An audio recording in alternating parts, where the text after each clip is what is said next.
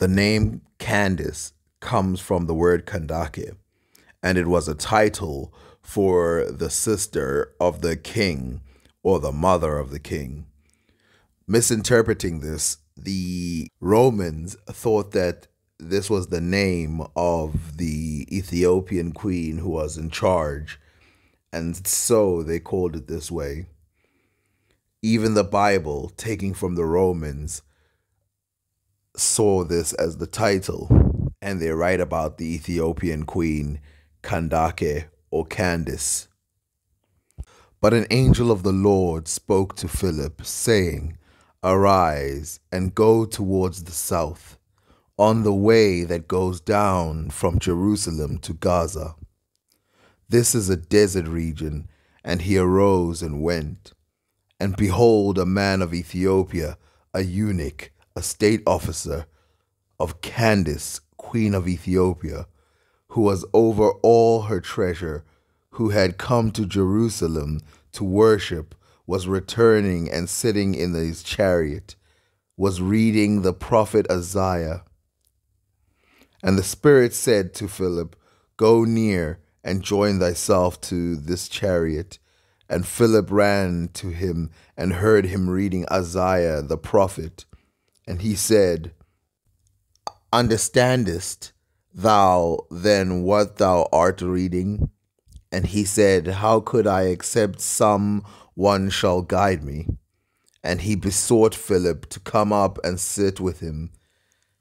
And the place of the scripture which he was reading was this: He was led as a sheep to the slaughter, and as a lamb dumb before his shearer. So he opens not his mouth. In his humiliation his judgment was taken away. His generation who shall fully declare? For his life is taken away from the earth.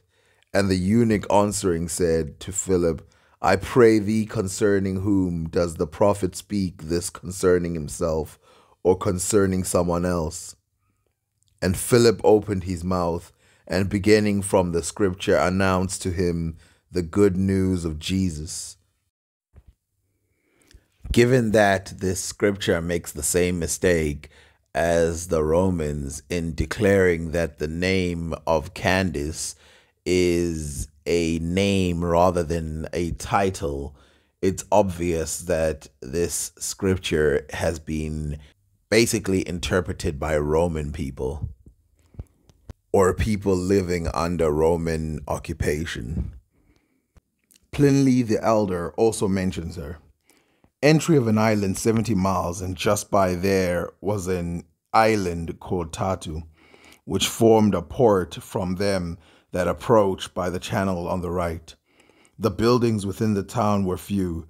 The isle was subject to a queen named Candace, a name that for many years already hath passed in succession from one queen to another.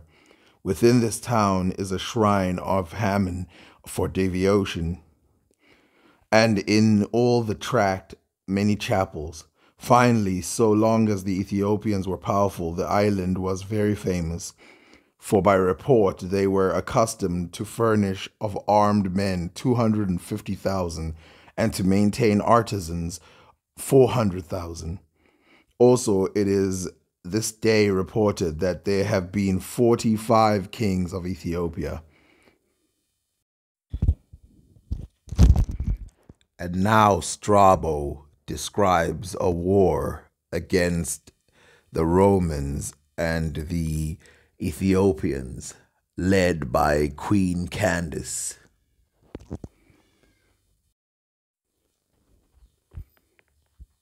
But the Ethiopians, emboldened by the fact that a part of the Roman force in Egypt had been drawn away with Gilus, when he was carrying on a war against the Arabians, attacked the Thebes and the garrison of the 3 cohorts at Syene, and by an unexpected onset took Syene and Elephantine and Pyle, and enslaved the inhabitants, and also pulled down the statues of Caesar.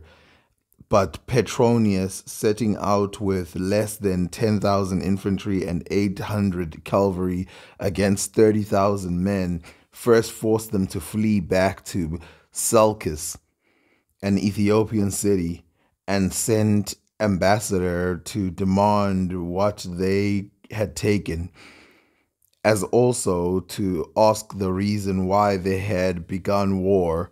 And when they said that they had been wronged by the Nomarchs, he replied that these were not rulers of the country, but Caesar. And when they had requested 3 days for deliberation, but did nothing they should have done,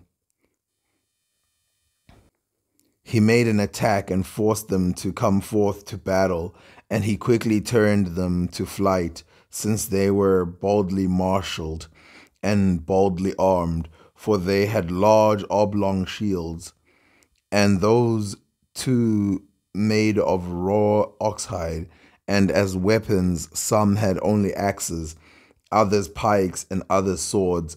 Now some were driven together into the city, others fled into the desert, and others found refuge on a neighboring island. Having waded into the channel for an account of the current, the crocodiles were not numerous there.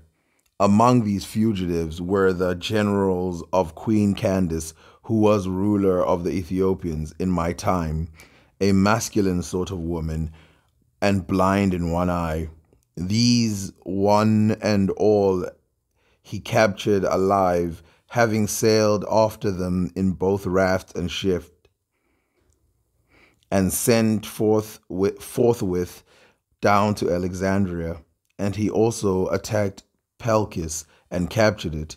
And if the multitude of those who fell in the battle be added to the number of captives, those who escaped must have been altogether few in number. From Pelkis he went to Premnus, a fortified city, after passing through the sand dunes, where the army of Cambyses was overwhelmed when a windstorm struck them. And having made an attack, he took the fortress at the first onset. After this, he set out to Napata. This was the royal residence of Candace, and her son was there, and she herself was residing at the place nearby. But though she was sent ambassador to treat for friendship and offered to give back the captives and the statues brought from Syene, Petronius attacked and captured Napata too, from which her son had fled, and razed it to the ground. And having enslaved its inhabitants, he turned back again with the booty, having decided that the regions farther on would be hard to traverse. But he fortified Premnus better, threw in a garrison and food for 400 men for 2 years, and set out for Alexandria. As for the captives, he sold some of them as booty, and sent 1,000 to Caesar, who had recently returned from Cantabria, and the others died from disease. Meantime, Candace marched against the garrison with many thousands of men, but Petronius set out to its assist and arrived at the fortress first. And when he made the place thoroughly secure by sundry devices, ambassador came, but he bade them go to Caesar, and when they asserted that they did not know who Caesar was, or where they should have to go find him, he gave them escort. And they went to Samos, since Caesar was there and intended to proceed to Syria. From there, after dispatching Tiberius to Armenia, and when the ambassador who had obtained everything they pled, for he even remitted the tributes which he had imposed.